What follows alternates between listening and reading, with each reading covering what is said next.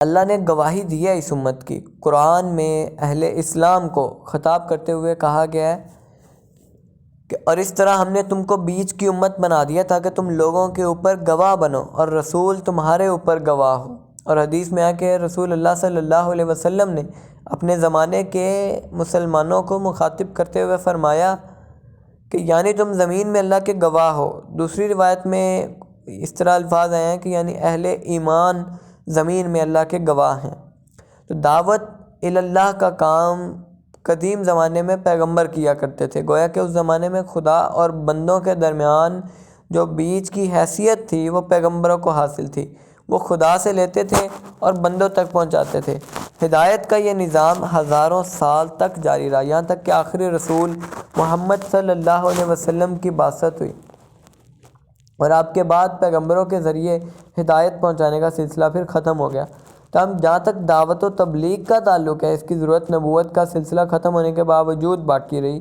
بے شمار انسان نسل در نسل پیدا ہو رہے ہیں اور مر رہے ہیں، اس لیے ضرورت ہے کہ ان کے بعد کی نسلوں کو زندگی کی حقیقت بتائی جائے اور انہیں اللہ کے احکام سے باخبر کیا جائے۔ تو بعد کے زمانے میں پیغام رسانی کا یہ کام امت مسلمہ کو انجام دینا ہے۔ ختم نبوت کے بعد یہ امت مقام نبوت پر ہے۔ اب خدا اور بندوں کے درمیان وسط کی حیثیت اس امت کو حاصل ہو گئی کہ جو کہ اس امت کے آنے سے پہلے پیغمبروں کو حاصل ہوا کرتی تھی۔ یہ ایک فضیلت نہیں ہے بلکہ ذمہ داری ہے۔ اس کا مطلب یہ ہے کہ اہل اسلام کو چاہیے کہ وہ اپنی ملی پالیسی میں دعوت کے کام کو اہم ترین مقام دیں، ان کی ملی منصوبہ بندی مکمل طور پر دعوت رخی ہو، وہ اسی کام کے لیے سب سے زیادہ فکر مند ہو، وہ ہر دوسرے کام کا نقصان برداشت کریں مگر دعوت کا نقصان برداشت نہ کریں، ان کی زندگی میں دعوت کو مقصد کا درجہ حاصل ہو اور دوسری چیزوں کو ضرورت کا۔ حجۃ الوداع کے واقعہ جو تھا پیغمبر اسلام صلی اللہ علیہ وسلم کے آخری زمانے میں، اس موقع پر آپ صلی اللہ علیہ وسلم نے جو خطبہ دیا اس میں اسلام کی تمام بنیادی تعلیمات کا ذکر تھا۔ آپ نے یہ بھی فرمایا کہ اس مقام پر شاید میں دوبارہ تم سے نہ ملوں، اور آخر میں آپ نے اپنے اصحاب کو یہ ہدایت دی کہ جو لوگ یہاں موجود ہیں وہ میرا پیغام ان لوگوں تک پہنچا دیں جو یہاں موجود نہیں ہیں۔ تو پیغمبر اسلام صلی اللہ علیہ وسلم نے اس وقت یہ بات اپنے اصحاب سے فرمائی تھی۔ یہ اصحاب اس وقت گویا پوری امت کے نمائندے تھے۔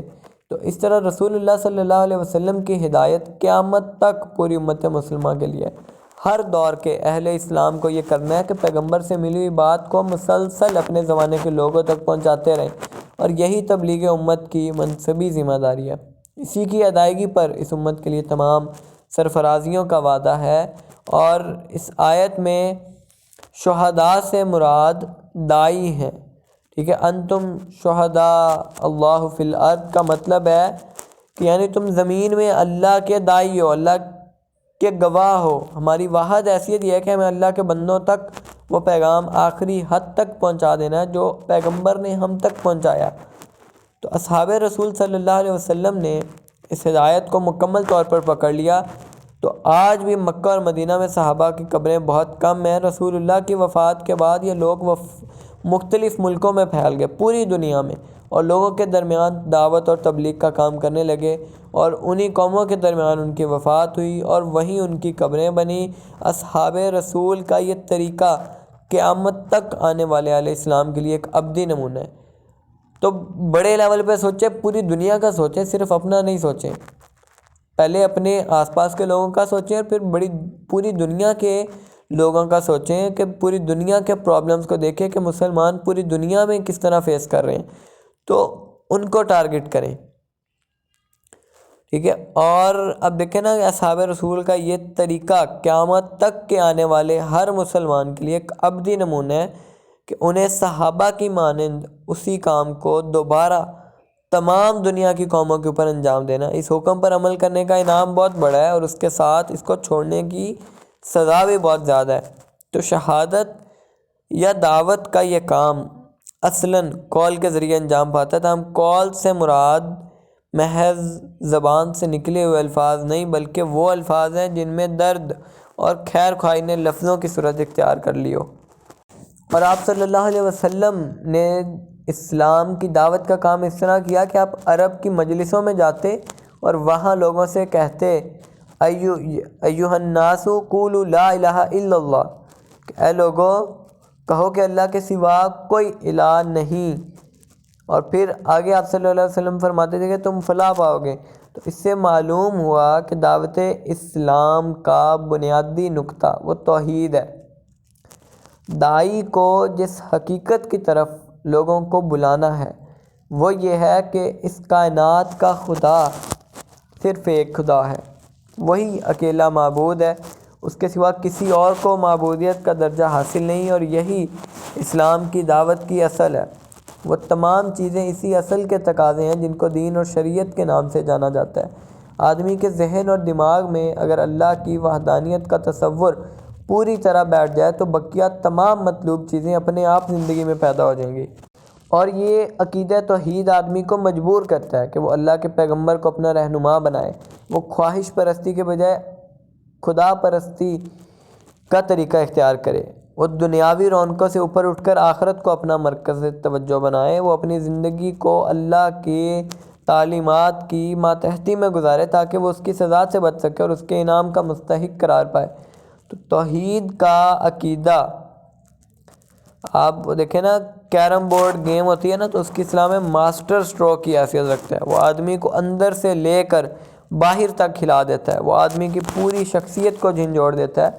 اور عقیدہ توحید کی اسی اہمیت کی بنا پر حق کا داعی اس کو اپنی دعوتی مہم کا مرکزی نقطہ بناتا ہے۔ وہ اپنی ساری کوشش اس پر صرف کرتا ہے کہ ہر فرد کے اندر اس عقیدے کو داخل کر دے، وہ ہر آدمی کے اندر خدائے واحد کا زندہ یقین پیدا کر دے۔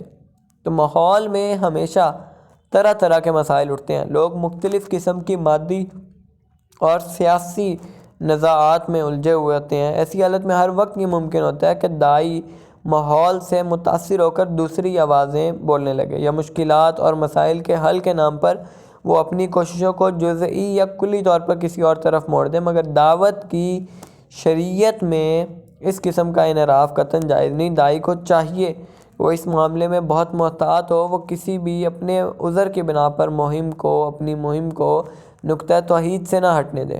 وہ اپنے اندر اٹھنے والے جو اس کے نفسیاتی جھٹکے ہیں ان کو برداشت کرے، وہ ہر قسم کے نقصان کو گوارا کرتے ہوئے اپنی دعوت کو اس کے مرکزی نقطے پر برقرار رکھے۔ سردی ہو، گرمی ہو، خوشی ہو، غم ہو، جو بھی ہو، وہ اپنی اس ڈیوٹی سے نہیں جان چھڑا سکتا، وہ اپنی اس ڈیوٹی کو پیچھے نہیں رکھ سکتا۔ تو داعی کی یہ دعوتی مہم اس یقین پر کھڑی ہوتی ہے کہ انسان کی فلاح تمام تر اسی عقیدہ توحید سے وابستہ ہے، دنیا میں بھی اور آخرت میں بھی۔